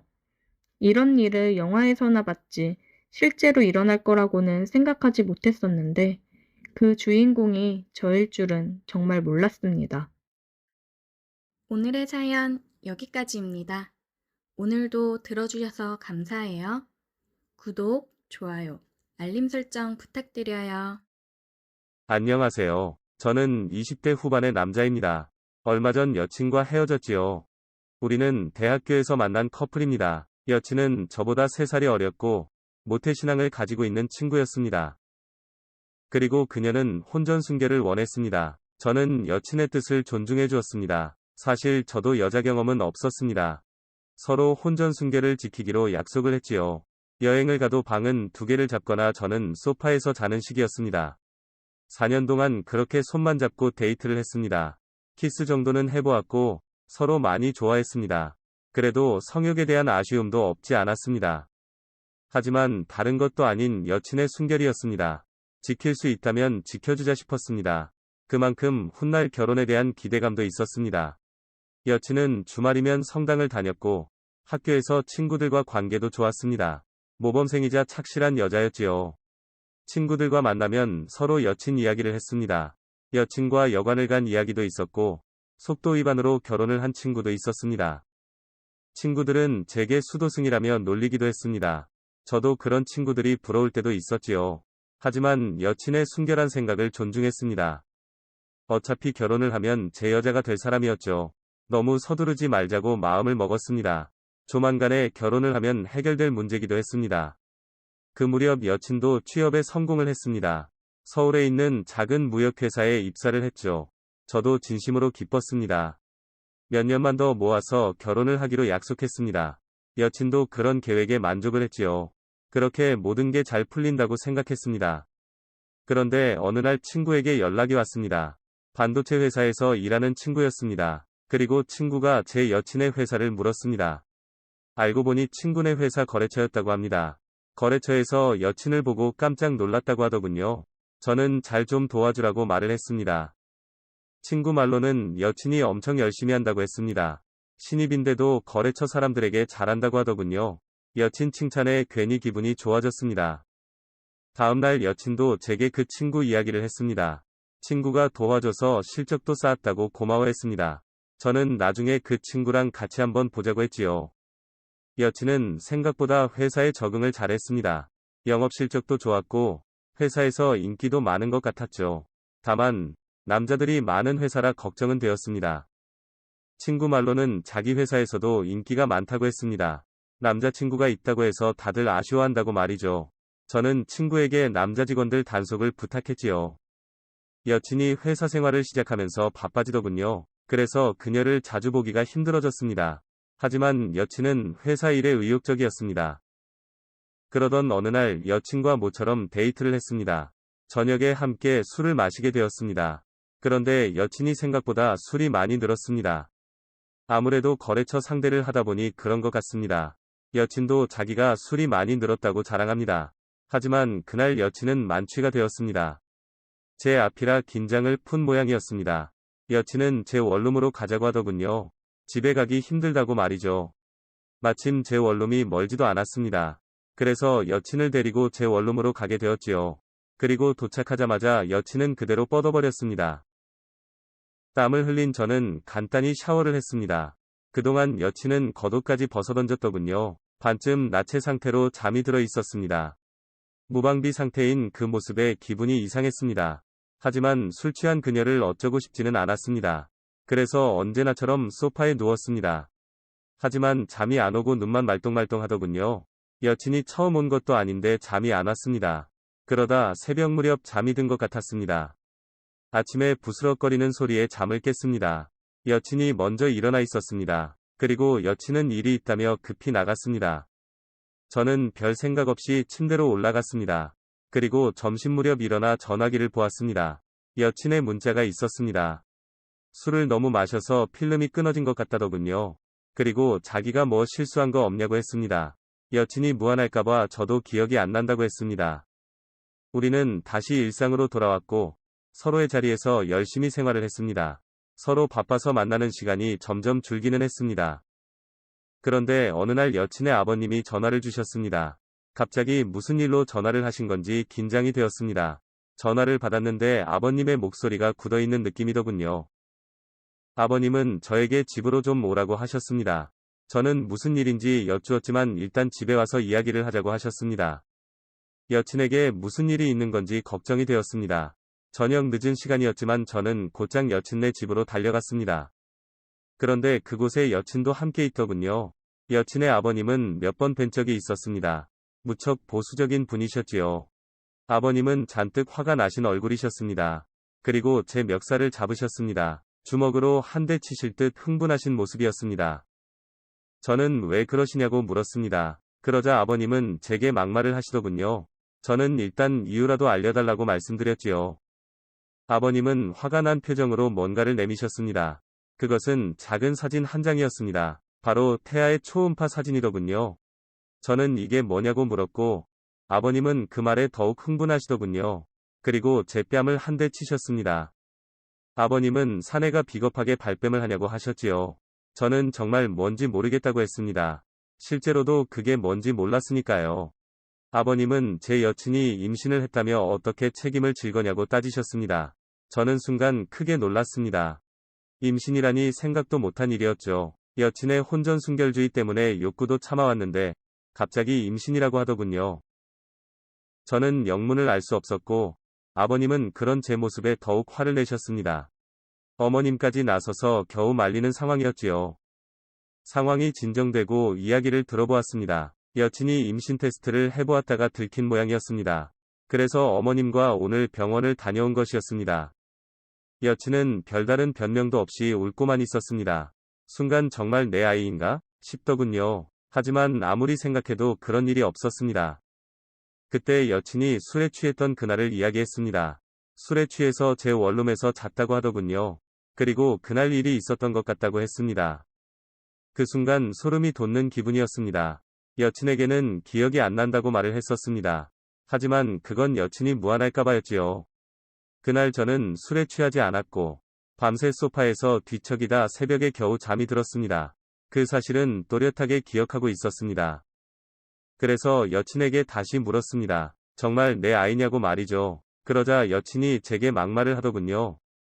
취한 자기를 덮친 파렴치한으로 만들더군요. 여친 부모님도 크게 화를 내셨습니다. 여친의 집안은 한바탕 난리가 났습니다. 흥분이 가라앉고 다시 이야기를 했습니다. 아버님은 이참에 결혼을 하라고 하시더군요. 제 아이를 임신한 것이라면 당연히 그래야겠죠.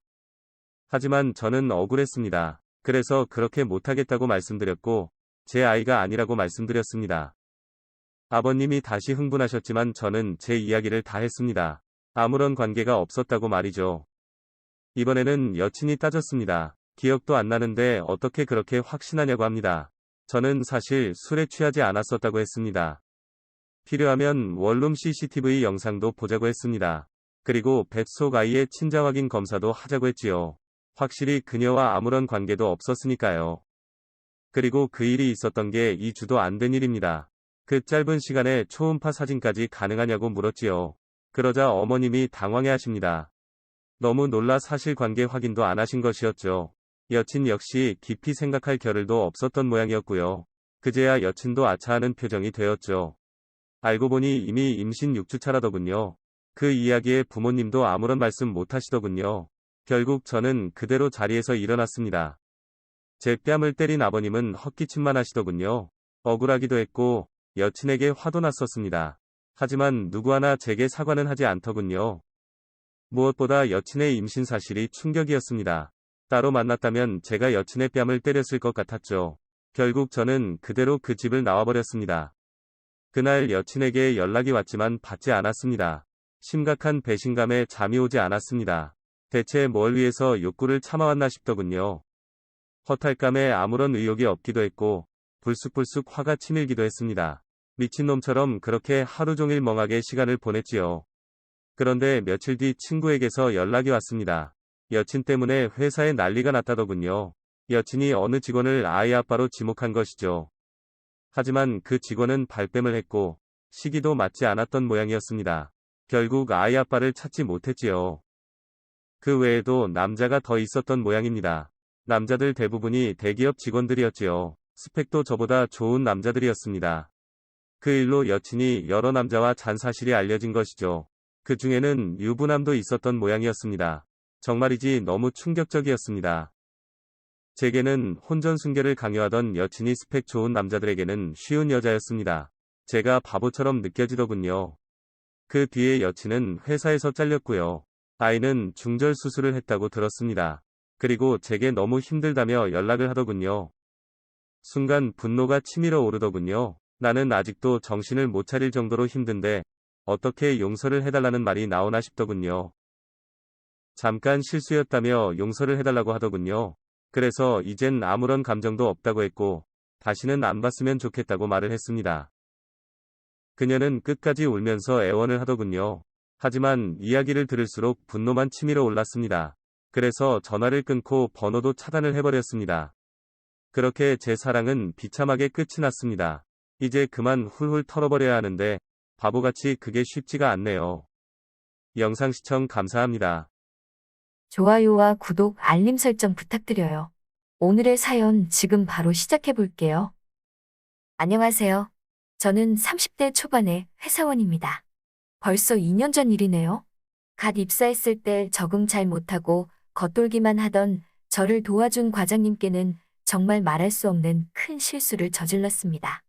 정확히 말하면 과장님이 아니라 과장님의 아내분에게 저지른 실수죠.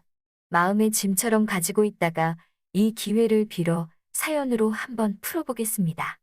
과장님의 아내는 사무실에서 처음 보았습니다. 아무것도 모르는 초짜 신입 시절 사소한 실수를 연발하던 저는 회사 내에서 적응을 잘하지 못했습니다. 잘하는 것이라고는 혼나는 것밖에 없던 것 같아 의기소침해져 있는데 과장님이 자기 자리로 저를 호출하시더군요. 제가 또 무슨 실수를 했는지 미간에 주름이 잡힌 채 화가 난 인상으로 저를 부르는데 뭐 때문에 그러는지 모르겠으니 더 걱정이 되더라고요. 쭈뼛대며 과장님 앞에 고개를 숙이고 서 있는데 과장님이 저에게 내민 건 유리병에 들은 비타민 음료수였습니다. 아껴놓은 건데 저를 준다고 하면서 긴장해서 뻣뻣해진 저를 풀어주셨어요. 처음엔 다 그런 거라고 이 사무실에 실수 안 해본 사람 아무도 없고 깨져본 적 없는 사람 아무도 없다면서 저보고 잘하고 있으니까 혼나는 걸 무서워하지 말고 같은 실수를 안 하도록 해보는 게 어떻겠냐며 저를 응원해 주셨습니다. 처음 받아보는 응원과 위로의 감동을 받아 다음날 누구보다 아침 일찍 출근해서 과장님 자리에 전날 주셨던 비타민 음료를 한 상자 사서 과장님 책상 위에 올려놨습니다.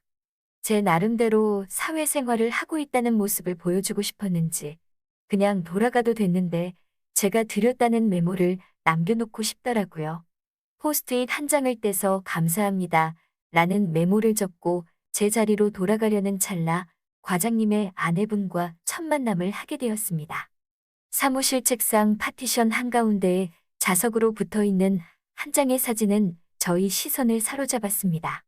굵게 말아 귀 밑까지 오는 젓갈색 단발머리에 웃음 때문에 반쯤 감겨있지만 또렷이 빛나는 눈동자와 커다란 입. 그녀를 담은 사진 배경의 초록색 풀밭보다도 더 싱그러운 미소와 그 무엇보다도 제 시선이 향한 곳은 깊게 파인 분홍색 스웨터 사이로 보이는 계곡은 앞으로 가지런히 모아둔 양손 때문인지 한층 더 크게 자태를 뽐내고 있었습니다. 음료수만 두고 가려고 했는데 그 사진에 정신이 팔려 과장님이 출근하셔서 저를 불러세울 때까지 눈치채지도 못하고 사진만 바라보고 있었습니다. 너 내 자리에서 뭐하냐? 라고 묻는 과장님의 말에 화들짝 놀라 어제 음료수의 보답이라고 아침에 사온 음료수를 직접 건네드리곤 황급히 자리로 돌아왔습니다. 그 뒤로 저는 남들보다 30분 일찍 출근하게 되었습니다. 제일 먼저 출근해서 하는 것은 분주히 일하는 척 하면서 과장님 자리 앞에 서서 아내분의 사진을 바라보는 일이었습니다. 그녀의 사진은 몇 번을 봐도 질리지가 않았습니다. 청순한 얼굴을 한참 바라보다 아래로 내려가면 얼굴과는 상반되는 커다란 그 계곡을 음미했고 묘한 느낌이 들어 다시 과장님 아내의 얼굴로 시선을 옮기면 그녀의 사진 속 미소가 제가 뭘 하고 있었는지 다 알고 있는 듯한 눈빛으로 웃고 있는 느낌이 들었습니다. 어느 날에는 어디서 갑자기 용기가 생겼는지 제 핸드폰으로 그녀의 사진을 찍어버렸습니다. 자기 전에도 과장님 아내의 사진을 보니 한 번도 본 적이 없는 그녀가 꿈속에까지 나오더군요. 그녀를 실제로 보게 된 것은 얼마 뒤였습니다. 과장님이 갑자기 저를 불러 술 한잔 하자고 하시더라고요. 일이 끝나고 과장님과 가벼운 소주 한 잔을 하게 되었습니다. 요즘 부쩍 깨지는 일도 없고 잘 적응하고 있는 것 같아 보기 좋다고 그런 저를 칭찬해주러 부디 이런 자리까지 만들어주셨어요. 과장님 아내분 덕에 용기를 얻었다는 말을 할 수는 없어서 조금 말을 변형해서 이게 전부 다 신경 써주신 과장님 덕분이라고 항상 감사하고 있다고 대답했습니다. 과장님의 아내 같은 사람과 만나고 싶다는 말을 또 조금 바꿔서 과장님처럼 되고 싶다는 말도 전했습니다. 저의 그런 말이 썩 마음에 들었는지 과장님은 기분이 많이 좋아 보이셨어요. 내성적인 성격인 줄로만 알았는데 아부가 아주 수준급이라며 쑥스러워 하시면서도 저희 빈 소주잔을 계속해서 채워주셨습니다. 간단하게 마시려고 한 건데 저랑 술 마시는 게 대학에서 친한 후배와 술 마시는 기분이 든다면서 술 마시는 속도를 조금씩 올리시더라고요. 화장실을 다녀온다면서 자리에서 일어난 과장님은 걷는 모습이 이미 많이 취하신 듯한 느낌이 들었습니다. 화장실을 간 지 어느 정도 시간이 지난 것 같았는데 과장님이 돌아오질 않더라고요. 걱정이 돼서 무슨 일인가 살펴보려고 일어나는데 테이블 위에 올려둔 과장님 핸드폰이 울리기 시작했습니다. 전화를 건 사람은 다름 아닌 과장님의 아내분이었습니다. 와이프라고 저장돼 있는 전화기를 보니 침이 꿀꺽 넘어갔습니다. 저도 술이 조금 취한 상태여서 꿈에 그리던 여자의 목소리를 한번 들어보고 싶다는 욕심이 생겨 전화기를 들었습니다. 술집의 시끄러운 소리 때문이었을까 제가 여보세요 라고 대답한 말을 듣지 못하셨는지 과장님의 아내분은 대뜸 오늘 둘째 만들기로 한 날인 거 알지? 애기는 재웠으니까 잘 먹지도 못하는 술 조금만 마시고 일찍 들어와. 라고 하시고는 다짜고짜 전화를 끊었습니다. 둘째를 만드는 날이란 이야기에 조금 질투심이 생겼습니다. 저는 사진으로밖에 볼 수 없는 여자가 오늘 밤의 계획을 알려주는데 사실 부부로서 당연한 일인데도 그 장면을 상상하게 되니 왠지 모르게 패배감이 들었습니다. 한참 동안 돌아오지 않는 과장님을 찾으러 화장실에 가니 화장실 앞 의자에 고개를 숙이고 깊은 잠에 빠져 계셨습니다. 제 기분을 북돋아 주시려고 잘하지도 못하는 술을 그렇게 마셨다니 어느덧 질투심은 사라지고 처음 저를 응원해주던 고마웠던 그때의 모습이 떠올랐습니다. 과장님을 부축하고 택시를 잡아 집까지 모셔다 드렸습니다. 택시 안에서도 다 꼬부라진 혀로 스펙도 인물도 뭐 하나 부족한 게 없다며 다 저에게 기대하고 있으니 그만큼 혼내는 거라며 절대 기죽지 말라고 몇 번이고 말씀하셨어요. 집 앞에 도착해서도 몸을 제대로 가누지 못하는 과장님을 부축해서 집 앞까지 갔습니다. 초인종을 누르려는데 과장님이 나왔다며 고래고래 소리를 지르더니 비밀번호를 누르고 문을 활짝 여시더군요. 집에 들어서자마자 과장님은 문 앞에 넉다운되었고 넘어진 과장님을 일으키려고 하는데 깜짝 놀라는 소리가 들려 고개를 든 순간 눈앞에 펼쳐진 절경에 저도 딱딱하게 굳어버렸습니다. 저의 동행을 예상하지 못한 채 무방비 상태로 과장님을 마중 나온 그녀의 모습 때문이죠. 문득 아까 전화로 둘째 만드는 날이라고 예고했던 게 생각났습니다. 타인의 부부 생활까지 간섭할 건 아니지만 과장님의 아내분은 오늘을 위해 과장님을 위한 특별 이벤트를 준비했나 봅니다. 손바닥만한 아니 훤히 보이는 검은색 망사로 된 얇은 옷 하나만에 걸친 채 사진에서 보던 핑크빛 청순한 입술은 온데간데 없이 입술을 새빨갛게 칠한 채 짙은 화장까지 하고 과장님과의 이벤트를 준비했던 그녀는 예상치 못한 저를 보고는 어쩔 줄을 모른 채 문 앞에 얼어붙어 있었습니다. 저도 과장님을 부축하며 쪼그려 앉은 상태에서 그런 과장님의 아내분을 보고 딱딱하게 굳어버렸습니다. 실제로는 10초도 안 되는 짧은 순간이었겠지만 그 순간이 마치 멈춘 것만 같이 길게 느껴졌습니다. 상황 파악이 된 과장님의 아내는 몸을 숨겼고 저도 바닥에 쓰러진 과장님을 두고 도망치듯 집을 벗어났습니다. 다음 날 사무실에 과장님이 들어오시는 걸 보고는 똥 마려운 강아지 마냥 바짝 졸은 상태로 과장님의 표정을 살폈습니다. 과장님이 저를 보고는 웃으며 머리 위로 손을 흔들며 인사를 했어요. 어제 일을 들키지 않은 건가 싶으면서도 별다른 말씀이 없으셔서 일하는 내내 계속 눈치가 보였습니다. 점심시간이 되자 직원들끼리 밥을 먹으러 나갔어요. 백반집에서 밥을 먹는데 웬일인지 저에게 말 한마디 안 걸고 다른 직원들과 대화를 나누는 과장님을 보니 더 헷갈렸습니다. 식사가 끝나고 양치질을 하려고 화장실에 가는데 과장님이 저를 불러 세우더니 자판기 커피나 한잔 하자고 데려가시더라고요. 심장이 터질 듯이 쿵쿵거렸습니다. 먼저 저에게 건네준 커피를 너무 불편했던 나머지 입천장이 홀랑 까질 정도로 한 번에 삼켜버리고 말았어요. 다행히 과장님이 먼저 말을 꺼냈습니다. 천만 다행이었어요. 어제 일이 하나도 기억 안 나신다는 과장님은 자기가 집에 어떻게 들어갔는지도 기억을 못 하셨고 오히려 쭈뼛거리는 제 모습을 보고 본인이 저에게 무슨 실수를 했는지 걱정을 하셨다고 하네요. 아내분에 대한 이야기는 일절하지 않으셨는데 아무래도 아무 말도 전하지 않은 것 같아 한시름 놓았습니다. 그렇게 그날의 비밀을 간직한 채로 2달 전으로 시간이 흘렀고 전셋집을 탈출하시고 드디어 자가를 구하신 과장님 집에 초대되어 다녀왔습니다. 아내분은 저를 기억하시는지 저와 눈을 한 번도 마주치지 않으셨고 그럴수록 저는 더 짓궂게 그녀의 얼굴을 뚫어져라 쳐다만 봤습니다. 제 시선을 눈치챘는지 과장님이 우리 와이프 이쁘지라며 어스레를 떠셨고 그날의 일을 비밀로 간직한 우리들은 그 농담에 아무 반응도 할 수 없었습니다. 1년이 훨씬 넘어서 다시 만난 그녀는 여전히 아름다웠습니다. 짧았던 단발머리가 어깨를 덮을 정도로 많이 길어 있었고 묘한 분위기를 풍기던 젓갈색의 머리카락은 검은색으로 다시 염색을 했었죠. 그때 보여준 비밀스런 그날 밤의 짙은 화장은 없었지만 그녀에게 빠지게 만들었던 청순한 모습도 사진으로만 보던 것보다 훨씬 더 아름다웠습니다. 집들이 때 찍은 사진으로 제 핸드폰에는 그녀의 사진이 2장 있습니다. 그리고 평생 잊혀지지 않을 그날의 모습도 선명한 사진처럼 제 머릿속에 기억되고 있습니다. 아직도 과장님 몰래 아내분의 사진을 가지고 있습니다. 저를 아껴주고 이끌어주는 과장님에게 죄를 짓는 듯한 느낌이 들지만 사진으로나마 간직한 그녀를 잃고 싶지 않습니다. 오늘도 존경하는 직장 선배님의 아내분의 사진을 보며 잠이 듭니다. 저의 이야기 끝까지 들어주셔서 감사합니다.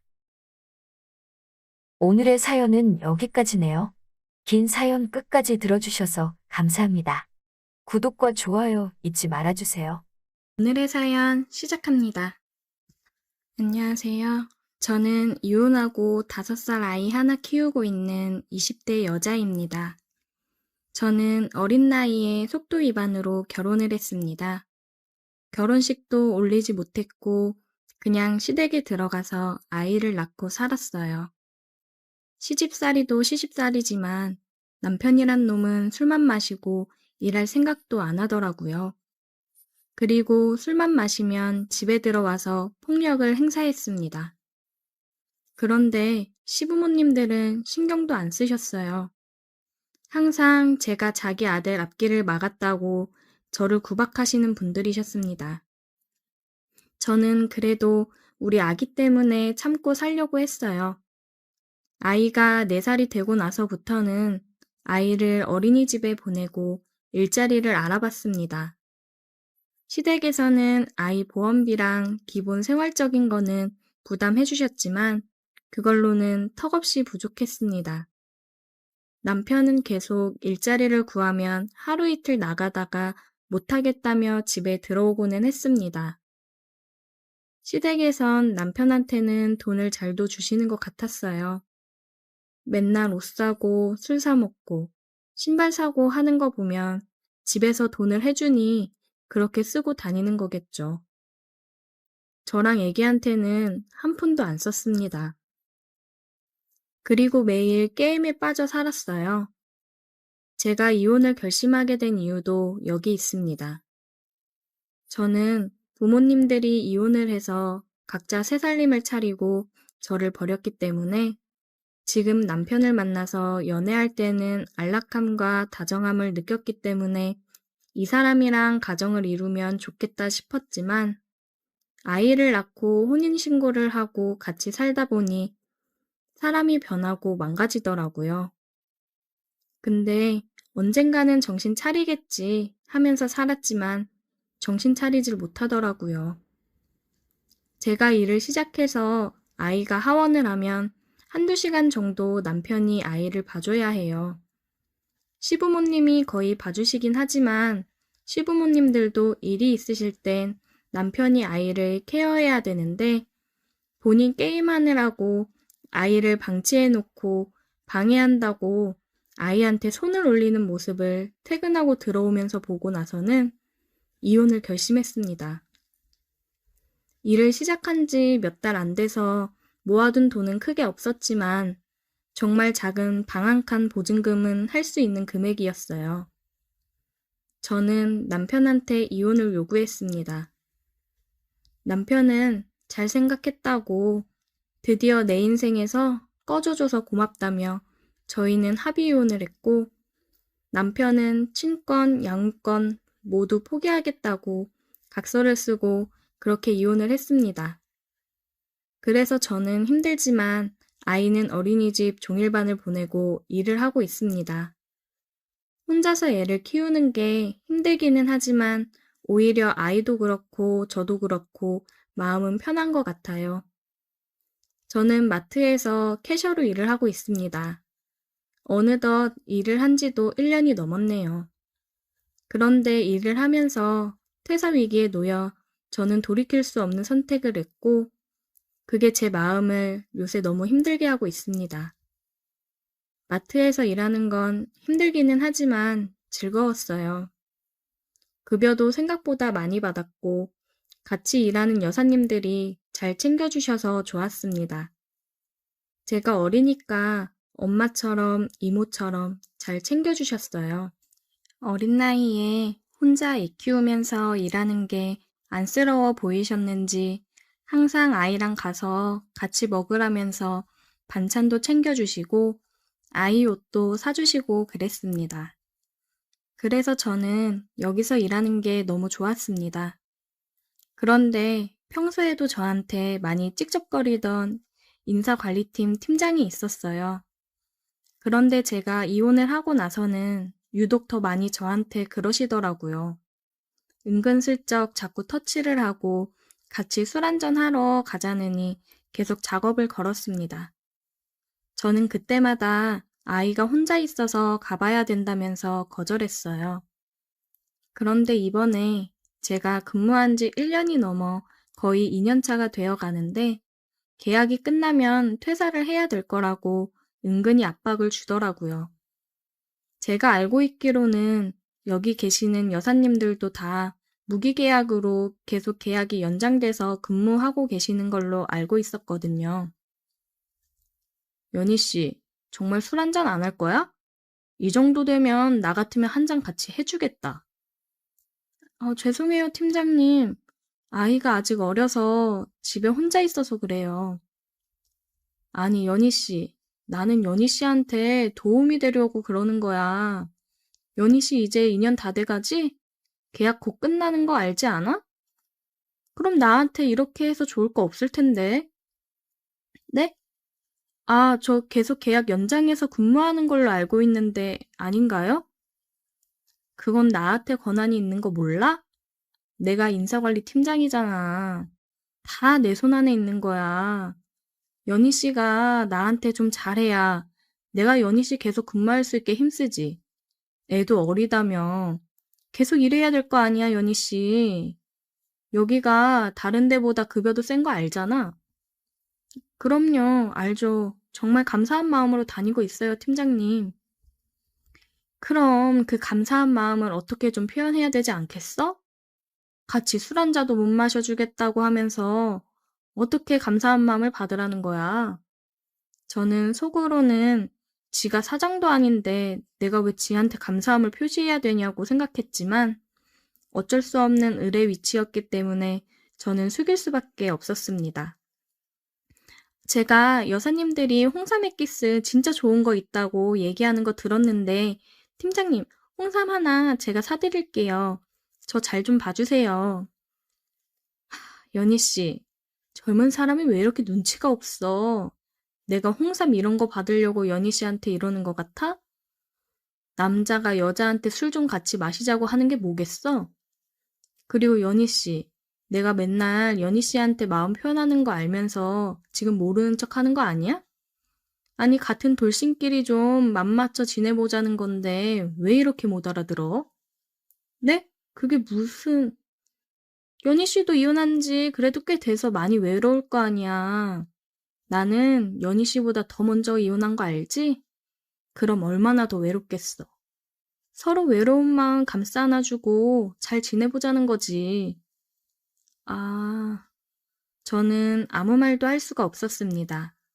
대머리 돌싱 아저씨와 잘 지내고 싶은 마음이 추호도 없었으니까요. 생각해보고 할 말 있으면 연락해, 연희 씨. 알겠지? 시간 많이 안 준다. 나 그렇게 마음 넓은 사람 아니에요. 그렇게 팀장은 협박 아닌 협박을 했고 점점 더 압박을 주었어요. 여사님들이 휴게 공간에서 쉬면서 얘기를 하더라고요. 아니, 얘기 들었어? 이번에 3년차 미만부터는 재계약 안 하고 잘릴 수도 있다던데? 설마 갑자기 그러는 게 어딨어. 인사관리 팀장이 그렇게 얘기했다는 것 같은데 나도 잘 모르지 뭐. 아니, 그게 마음대로 그래도 되는 거야? 여태 계속 계약 연장하면서 잘 지냈는데 갑자기 뭔 일이래? 나도 모르지 뭐. 그런 거에 대해서 우리가 뭘 아나? 회사에서 알아서 하겠거니 하고 다니고 있었는데 이게 뭔 일인지 참. 설마 진짜 자르지는 않겠지? 다들 혼란스러워하면서 얘기를 나누시더라고요. 저는 음흉한 팀장 얼굴이 생각나면서 아, 이 사람이 바라던 게 이런 거였구나 싶었습니다. 저는 일을 절대 그만둘 수 없으니 굴복하고 팀장한테 문자를 남겼습니다. 팀장님, 저 계속 회사 다닐 수 있게 해주세요. 그래, 연희 씨, 잘 생각했어.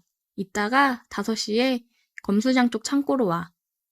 5시쯤 돼서 저는 팀장이 말한 창고로 갔어요.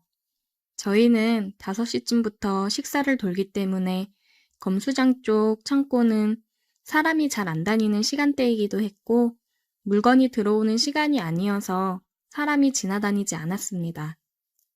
연희 씨 왔어? 잘 생각했어. 애 잘 키워야지. 어디 가서 이만한 돈 받으면서 일할 거야. 여기는 다들 연희 씨 사정 생각해서 가끔씩 갑자기 반차 쓰고 빠지고 해도 다 이해해 주잖아. 네, 잘 알죠. 감사하게 생각하고 있어요. 그래, 연희 씨.